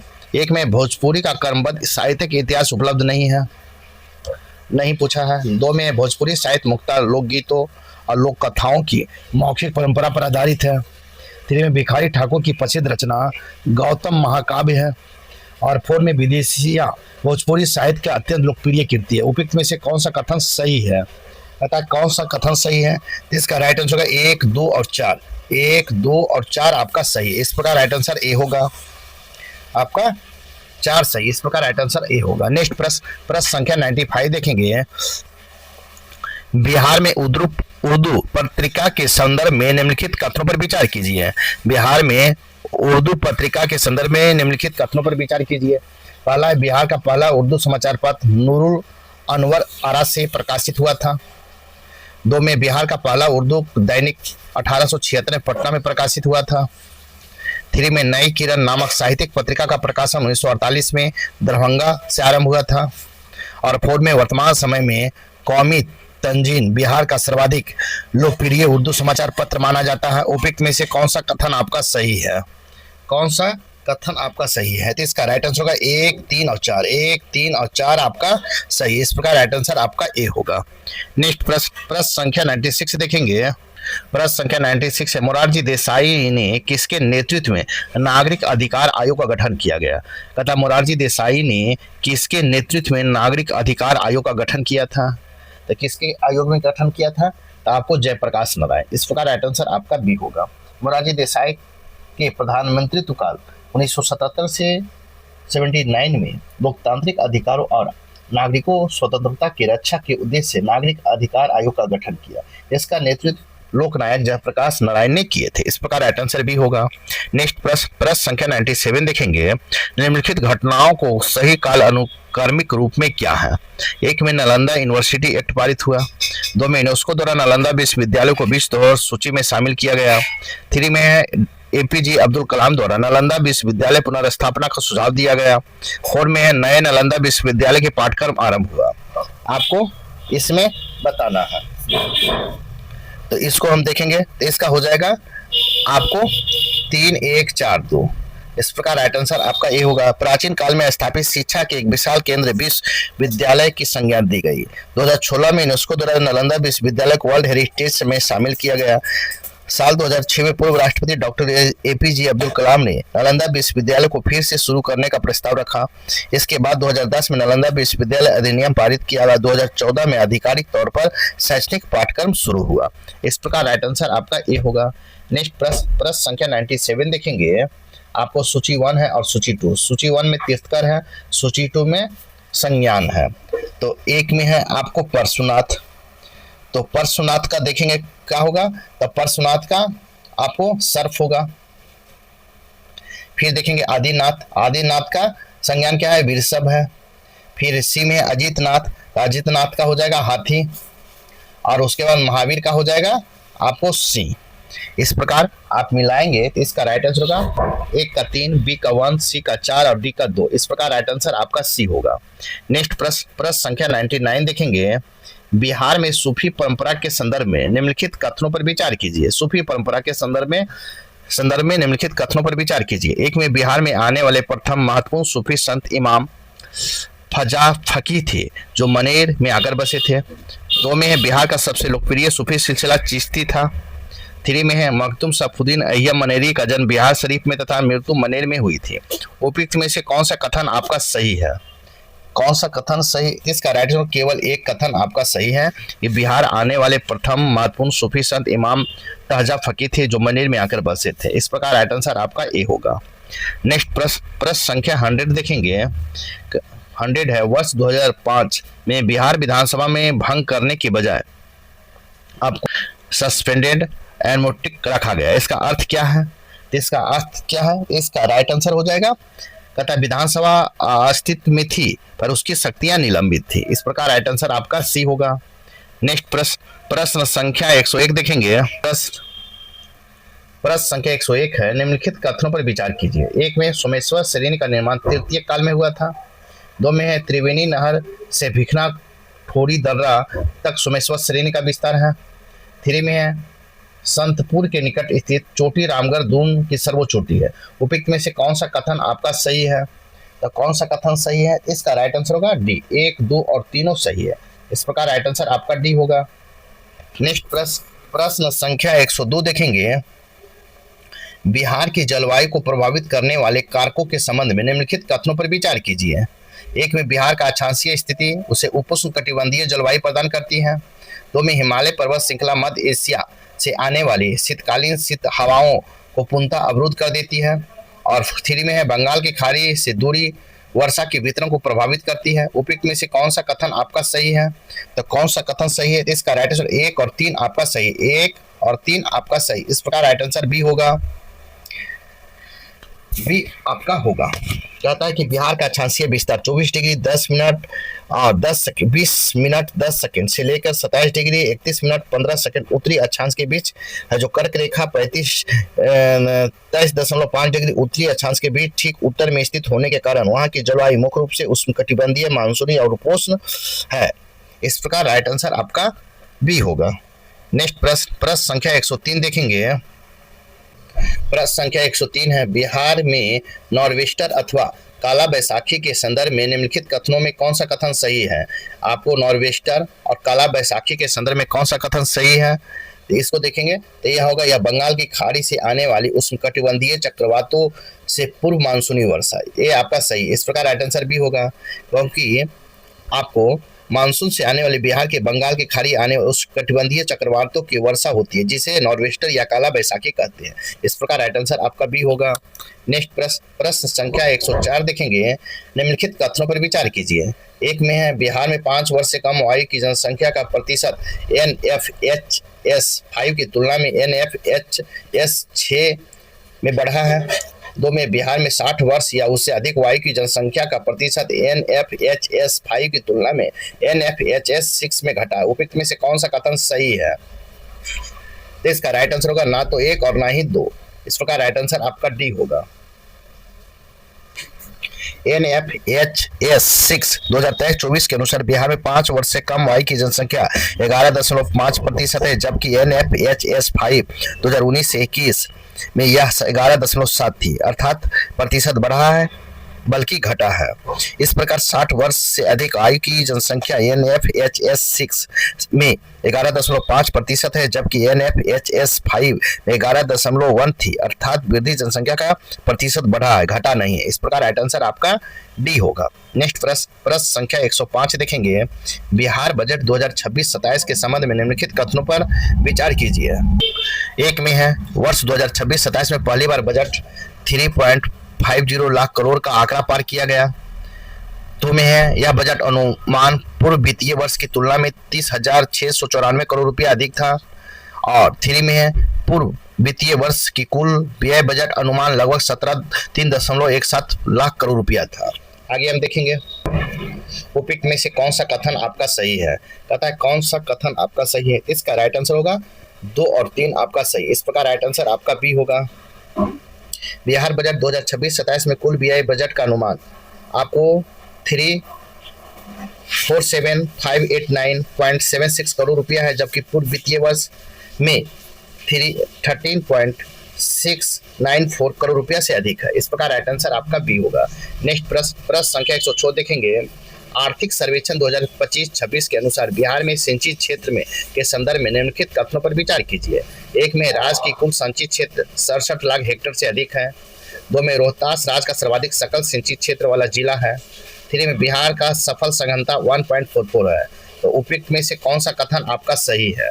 कौन सा कथन सही है? इसका राइट आंसर हो जाएगा आपको 1 और 2 सही। इस प्रकार राइट आंसर आपका ए होगा।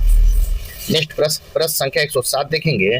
निम्नलिखित कथनों पर विचार कीजिए। एक में, बिहार एक पृथक प्रांत के रूप में अस्तित्व में आने के बाद उसके प्रथम राज्यपाल जेम्स डेविड शिप्टन थे। दो में है, सर मैरिस गार्नियर हैलेट का कार्यकाल भारत सरकार अधिनियम 1935 के लागू होने के बाद प्रारंभ हुआ। तीसरे में, जयराम दास दौलत राम स्वतंत्र भारत सी होगा।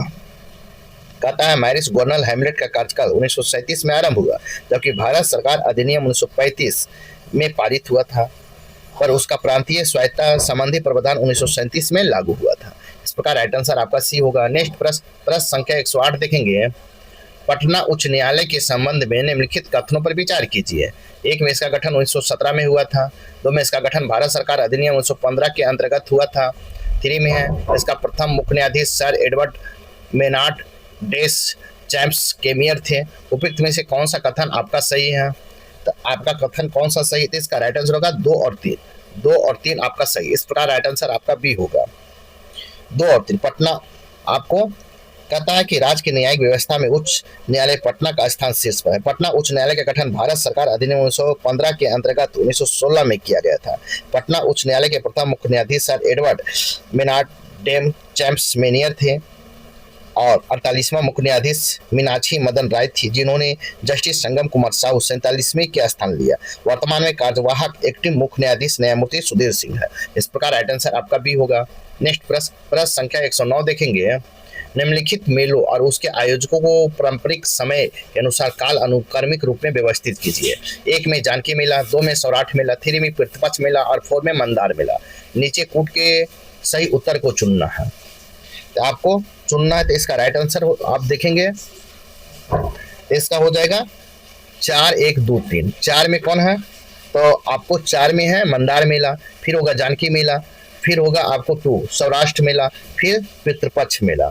क्योंकि मंदार मेला का आयोजन समय मकर संक्रांति 14 जनवरी को शुरू होकर 1 महीने तक बौसी मेला बांका जिला में लगता है, जबकि सौराठ मेला का आयोजन समय ज्येष्ठ आषाढ़ मई जून का स्थान सौराठ मधुबनी में लगता है। पितृपक्ष मेला का आयोजन समय अश्विनी महीने में आपको कृष्ण पक्ष सितंबर अक्टूबर फल्गु नदी के तट पर गया में लगता है, जबकि जानकी मेला का आयोजन चैत्र मास में रामनवमी मार्च अप्रैल के स्थान सीतामढ़ी में लगता है। इस प्रकार राइट आंसर आपका ए होगा।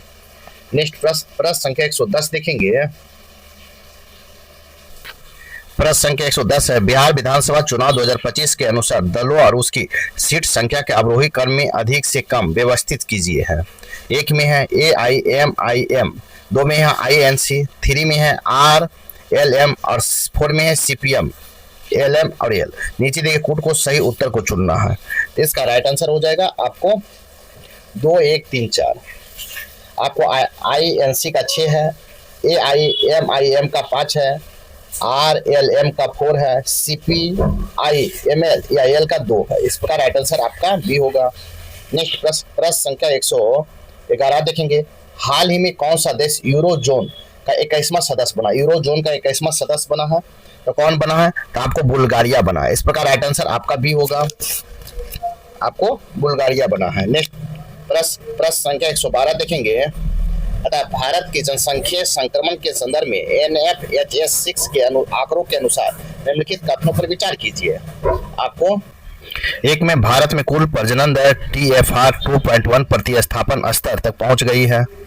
2 में भारत में गर्भ निरोधक प्रयास दर CPR NFHS5 की तुलना में वृद्धि दर्ज की गई है। असत कथन को चुनना है। असत कथन इसमें हो जाएगा 1। इस प्रकार राइट आंसर आपका ए होगा।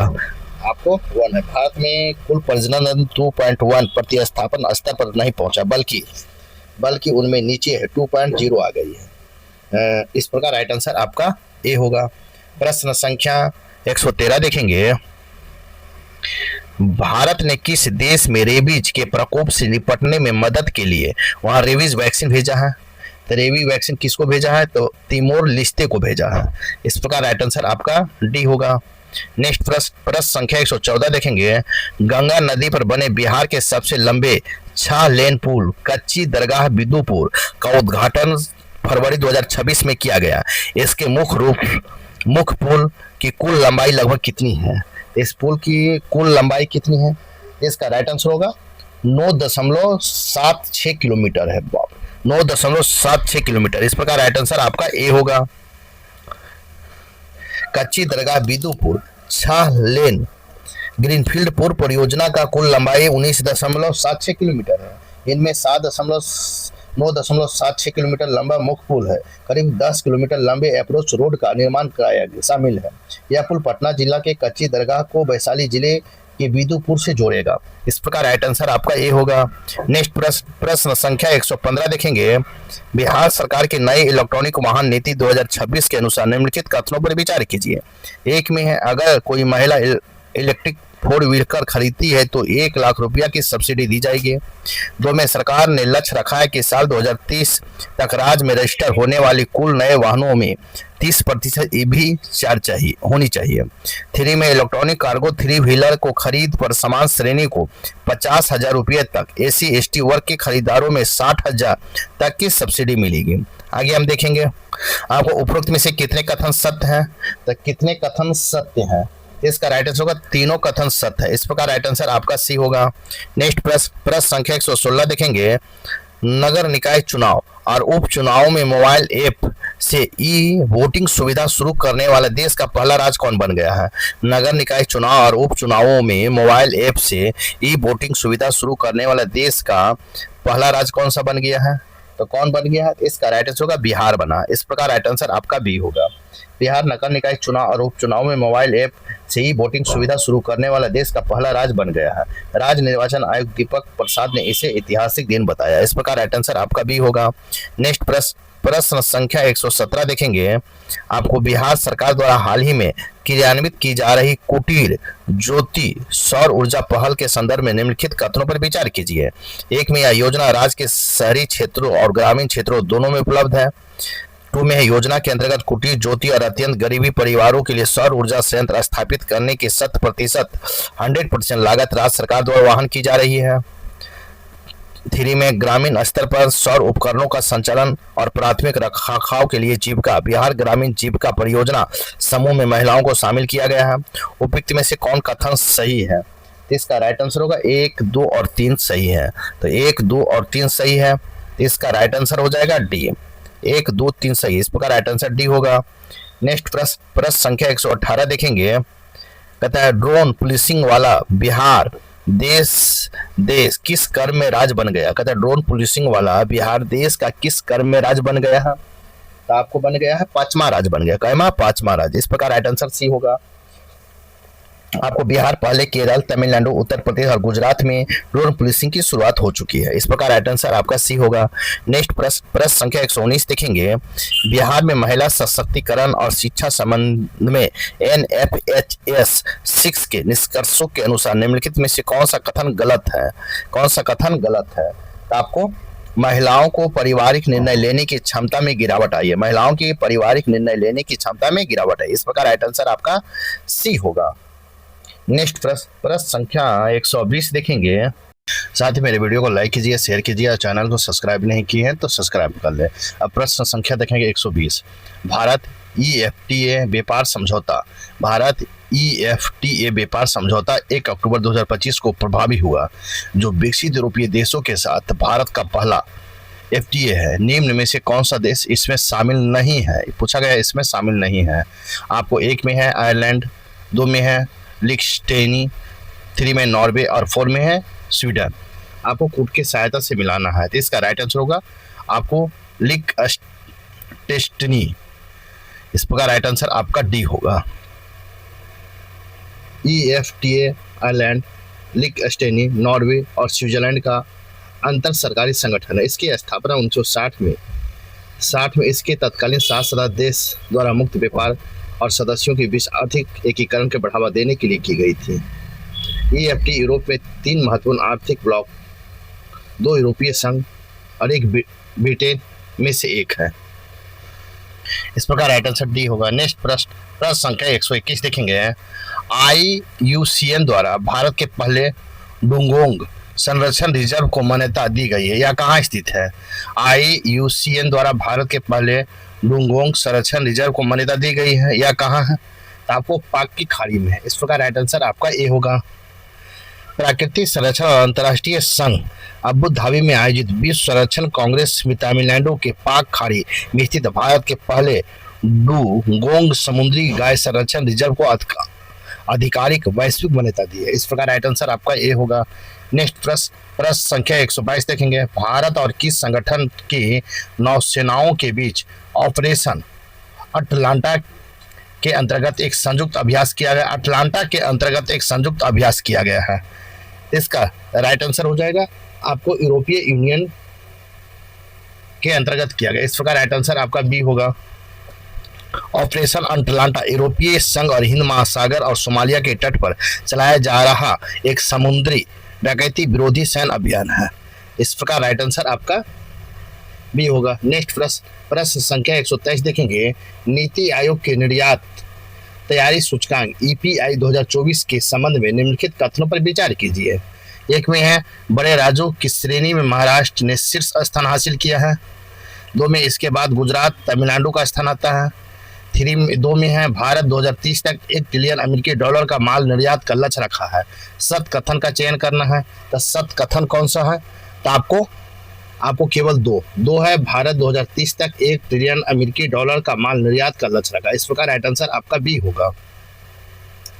नेक्स्ट प्रश्न संख्या 124 देखेंगे।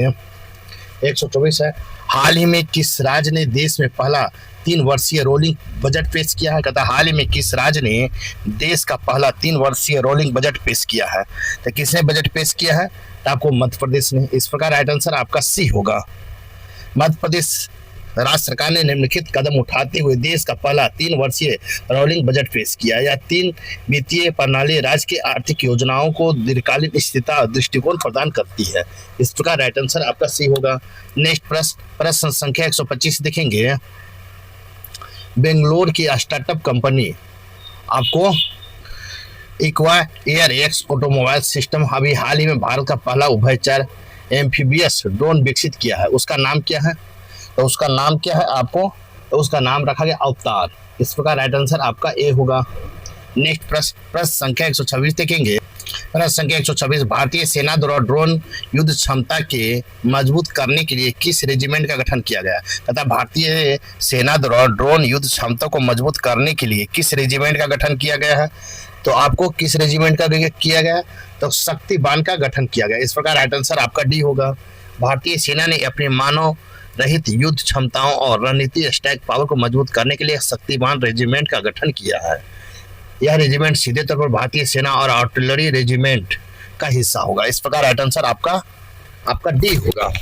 नेक्स्ट प्रश्न संख्या 127 देखेंगे। प्रधानमंत्री विकसित भारत रोजगार योजना PMVBRY का कुल बजट परिव्यय कितना है? तो कितना है? इसका राइट आंसर हम देखेंगे। इसका राइट आंसर होगा 99,446 करोड़। 99,446 करोड़। इस प्रकार राइट आंसर आपका सी होगा। केंद्रीय मंत्रिमंडल ने 1 जुलाई 2025 को रोजगार से जुड़ी प्रोत्साहन योजना की मंजूरी दी है, जिसका प्रधानमंत्री विकसित भारत रोजगार योजना को उद्देश्य लघु और मध्यम और ग्रामीण उद्यमों सहित सभी रोजगार को सृजन को बढ़ावा देना है। इस प्रकार राइट आंसर आपका सी होगा। नेक्स्ट प्रश्न संख्या 128 देखेंगे। केंद्रीय स्वास्थ्य और परिवहन कल्याण मंत्री ने हाल ही में मातृत्व एवं शिशु स्वास्थ्य सेवाओं के डिजिटलीकरण को मजबूत करने के लिए इनमें से कौन सा प्लेटफॉर्म लॉन्च किया है? इसमें से कौन सा प्लेटफॉर्म लॉन्च किया है? इसका राइट आंसर होगा JANAN जानी। इस प्रकार राइट आंसर आपका इसका राइट होगा जननी। इस प्रकार राइट आंसर आपका बी होगा। क्या होगा? राइट आंसर बी होगा। कहता है कि जननी प्रेगनेंसी के दौरान देखभाल से लेकर बच्चे के जन्म या जन्म के बाद देखभाल, नवजात शिशु के देखभाल, टीकाकरण, परिवार नियोजन तक का डिजिटल हेल्थ कार्ड बनाना है। या QR code mother and child health card real time dashboard की ओर प्रेगनेंसी अलर्ट भी देता है। इस प्रकार राइट आंसर आपका बी होगा। नेक्स्ट प्रश्न संख्या 129 देखेंगे। हाल ही में कहां भारत पर अपना पहला मेगा ग्रीनफील्ड शिपयार्ड स्थापित करने के लिए एक त्रिपक्षीय समझौता ज्ञापन पर हस्ताक्षर किया है? तो इसका राइट आंसर होगा थूथुकुडी तमिलनाडु में। इस प्रकार राइट आंसर आपका सी होगा। भारत ने थूथुकुडी तमिलनाडु में अपना पहला मेगा ग्रीनफील्ड शिपयार्ड बनाने के लिए त्रिपक्षीय MOU पर हस्ताक्षर किया। इस प्रकार राइट आंसर सी होगा। नेक्स्ट प्रश्न संख्या 130 देखेंगे। अभ्यास प्रगति 2020 क्या है? अभ्यास प्रगति 2020 क्या है? तो आपको क्या है? आतंकवाद विरोधी और जंगल युद्ध पर केंद्रित बहुपक्षीय थल सेना अभ्यास। इस प्रकार राइट आंसर आपका सी होगा। नेक्स्ट प्रश्न संख्या 131 देखेंगे, women's and men in India 2025 report किनके द्वारा प्रकाशित की गई है? तो किसके द्वारा प्रकाशित की गई है? तो सांख्यिकी और कार्यक्रम क्रियान्वयन मंत्रालय द्वारा आपको प्रकाशित की गई। इस प्रकार राइट आंसर आपका सी होगा। MOSPI डेटा और डेवलपमेंट आयोजित नेशनल डेलिब्रेटिव समिट में women and men in India 2025 का 27वां संस्करण जारी किया गया। यह रिपोर्ट सबूतों पर आधारित पॉलिसी बनाने में मदद करने और जनगणना NFHS, PLFS और SRS जैसे स्रोतों को जेंडर आधारित डेटा इकट्ठा करती है। इस प्रकार राइट आंसर आपका सी होगा। नेक्स्ट प्रश्न संख्या 132 देखेंगे। प्रश्न संख्या 132, भारत न्यूजीलैंड मुक्त व्यापार समझौता FTA के संदर्भ में निम्नलिखित कथनों पर विचार करें। एक में है, यह भारतीय निर्यात के लिए 10% ड्यूटी फ्री एक्सेस देता है। 2 में, इसमें 20 अरब अमेरिकी डॉलर का निवेश का वादा शामिल है। आगे देख 3 में है, डेयरी और कृषि जैसे संवेदनशील क्षेत्रों में उदारीकरण से बाहर रखा गया है। ऊपर दिए कथनों में कौन सा कथन आपका सही है? तो कौन सा कथन सही है? इसका राइट आंसर हो जाएगा आपको डी। 1, 2 और तीनों सही। इस प्रकार राइट आंसर आपका डी होगा। नेक्स्ट प्रश्न संख्या 133 है, अनुसंधान विकास और नवाचार RDI योजना के लिए 6 वर्ष की अवधि हेतु कुल कितना कॉर्पस निर्धारित किया गया है? कितना निर्धारित किया गया है? इसका राइट आंसर होगा 1 लाख करोड़। 1 लाख करोड़ निर्धारित किया। इस प्रकार राइट आंसर आपका बी होगा। नेक्स्ट प्रश्न संख्या 134 देखेंगे, भारत ने किस वर्ष तक निर्धारित विद्युत शक्ति क्षमता का 50% गैर जीवाश्म ईंधन से प्राप्त करने का लक्ष्य जून जुलाई 2025 में हासिल कर लिया है? तो जून जुलाई 2025 में हासिल कर लिया है। इसका राइट आंसर 2030 तक। इस प्रकार राइट आंसर आपका बी होगा। भारत जून 2025 में कुल अपनी स्थापित विद्युत शक्ति क्षमता का 50% गैर जीवाश्म ईंधन स्रोत प्राप्त करने का मील का पत्थर हासिल कर लिया है। आपको हासिल कर लिया है। इस प्रकार राइट आंसर आपका बी होगा। नेक्स्ट प्रश्न संख्या 135 देखेंगे, प्रधानमंत्री नरेंद्र मोदी ने 15 अगस्त 2025 को 79वें स्वतंत्रता दिवस के अवसर पर लाल किले के प्राचीर से किस मिशन की घोषणा की है? तो किस मिशन की घोषणा की है? तो आपको उच्च अधिकार प्राप्त जनसंख्या मिशन का घोषणा की है। इस प्रकार राइट आंसर आपका बी होगा। प्रधानमंत्री नरेंद्र मोदी ने 15 अगस्त 2025 को लाल किले से राष्ट्र को संबोधित करते उच्च अधिकार प्राप्त जनसंख्या मिशन की घोषणा की है। इस प्रकार राइट आंसर आपका बी होगा। नेक्स्ट प्रश्न संख्या 136 देखेंगे, भारतीय रेलवे आपको भारतीय रेलवे द्वारा अगस्त 2025 में सभी यात्रियों को एकीकृत करने वन स्टॉप डिजिटल समाधान प्रदान करने के लिए कौन सा नया मोबाइल एप्लीकेशन लॉन्च किया गया है? तो कौन सा मोबाइल एप्लीकेशन लॉन्च किया गया है? तो आपको rail one app application launch किया गया। इस प्रकार राइट आंसर आपका सी होगा। नेक्स्ट प्रश्न संख्या 137 देखेंगे, पिछले एक दशक में भारतीय खिलौना उद्योग इंडियन टॉय इंटीरियर के लिए क्रांतिकारी आर्थिक सुधार के संबंध में निम्नलिखित कथनों पर विचार कीजिए। एक में, वर्ष 2014-15 की तुलना में भारत में विदेशी खिलौना की कुल आयात 52% की भारी गिरावट दर्ज की गई है। 2 में, इस सम्मान की अवधि के दौरान भारत में वैश्विक बाजार में खिलौना का निर्यात में 239% की जबरदस्त वृद्धि हुई है। 3 में, सरकारी क्षेत्र में 100% प्रत्यक्ष विदेशी निवेश FDI और नेशनल टॉय एक्शन प्लान जैसी नीतियां चला रही है। तो उपरोक्त में से कौन सा कथन आपका सत्य है? तो कौन सा कथन सत्य है? तो इसका राइट आंसर होगा डी। आपका 1, 2 और 3 तीनों सत्य है। इस प्रकार राइट आंसर आपका डी होगा। नेक्स्ट प्रश्न संख्या 138 देखेंगे, प्रधानमंत्री द्वारा घोषित उच्च स्तरीय जनसंख्यीय परिवर्तन समिति का अध्यक्ष किसे नियुक्त किया गया है? प्रधानमंत्री द्वारा उच्च स्तरीय जनसंख्यीय परिवर्तन समिति के अध्यक्ष किसे नियुक्त किया गया है? तो किसे नियुक्त किया गया है? आपको जस्टिस प्रभाकर नवलेकर को नियुक्त किया गया। इस प्रकार राइट आंसर आपका ए होगा। नेक्स्ट प्रश्न संख्या 139 है, भारत अंतर्राष्ट्रीय चावल सम्मेलन BRICA 2025 के दौरान कृषि क्षेत्र में तकनीकी क्रांति लाते हुए भारत ने किसे पहली स्वदेशी तकनीक को आधारित रूप से लॉन्च किया है? तो किसे लॉन्च किया है? तो इसका राइट आंसर होगा आपको AI आधारित चावल छटाई तकनीक का। इस प्रकार राइट आंसर आपका बी होगा।